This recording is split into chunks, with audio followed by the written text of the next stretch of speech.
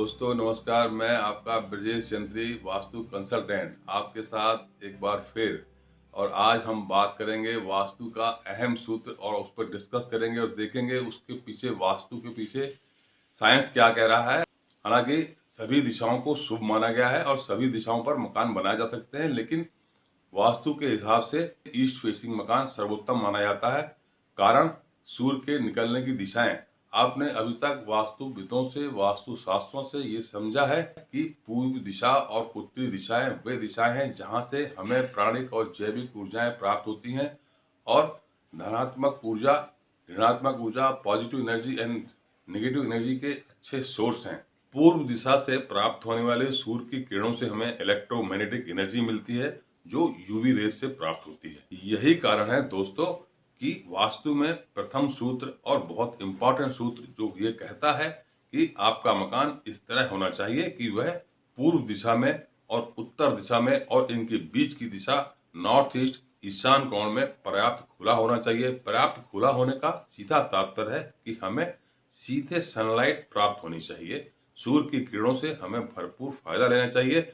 और दूसरा कारण जो यह कहता है कि मकान की, भवन की दक्षिणी व पश्चिमी दीवारें, साउथ एंड वेस्ट फेस की दीवारों को पूर्णतः बंद होना चाहिए। हमें वहां से कोई प्रकाश नहीं चाहिए है, मिनिमम ओपनिंग वहां रखनी है। उसका यही कारण है कि उस समय सूर्य से प्राप्त होने वाली किरणों से जो हमें एनर्जी मिल रही है वह हमें आवश्यकता नहीं है, वह नुकसानदायक है।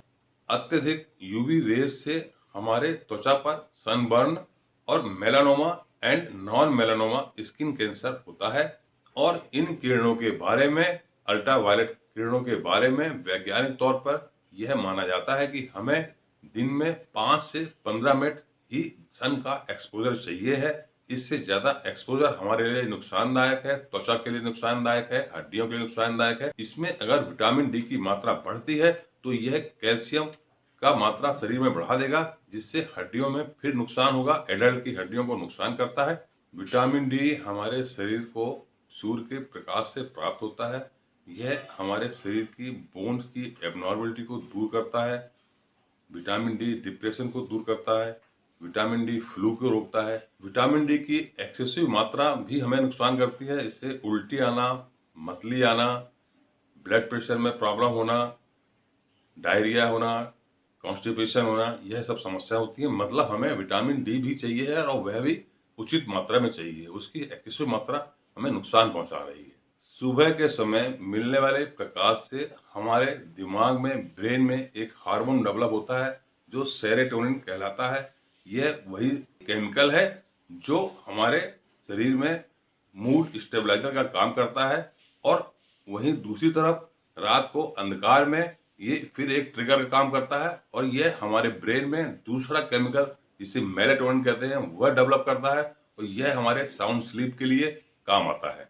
इस तरह से सूर्य का प्रकाश हमें यहाँ उपयोगी हो रहा है। दूसरी तरफ सेरोटोनिन अगर हमारे शरीर में ज्यादा बन रहा है तो हमें उल्टी आना, मितली आना, इस तरह की समस्याओं का सामना करना पड़ सकता है। इसकी हमें एक मॉडरेट मात्रा शरीर में आवश्यक है। यह हमारे शरीर में प्लेटलेट्स के साथ रहता है और शरीर में एमिनो एसिड के द्वारा बनता है। इससे हमें एंजाइटी, डिप्रेशन और इस तरह की नेगेटिव थॉट दिमाग में पैदा होंगे। दोस्तों, यह सूर्य का प्रकाश हमारे पास सूर्य उदय से लेकर के सूर्यास्त तक रहता है और यह किरणें, अल्ट्रावायलेट रेस हमारे पास उस समय, उस दौरान जब सूर्य उदय हुआ है और सूर्य अस्त हुआ है तब तक रहती हैं। सवेरे सूर्य उदय के समय लगभग 6-7 बजे से लेकर के 10 बजे तक यह अल्ट्रावायलेट रेस हमें ईस्ट दिशा से प्राप्त होती हैं और इसमें उसकी तीव्रता कम होती है। इसके बाद दोपहर का समय सूर्य ऊपर होता है 12 बजे का समय और सूर्य अस्त होता है लगभग 6-7 बजे का समय। इस समय हमें इससे प्राप्त होने वाली अल्ट्रावायलेट रेस नहीं चाहिए हैं, वो ज्यादा तीव्र होती हैं। यही कारण है कि हम कहते हैं कि हमें ईस्ट फेस को खुला रखना चाहिए, नॉर्थ फेस को खुला रखना चाहिए। ईस्ट और नॉर्थ फेस में मैक्सिमम ओपनिंग देना चाहिए जिससे यह जैविक किरणें हमारे पास तक पहुंच सकें।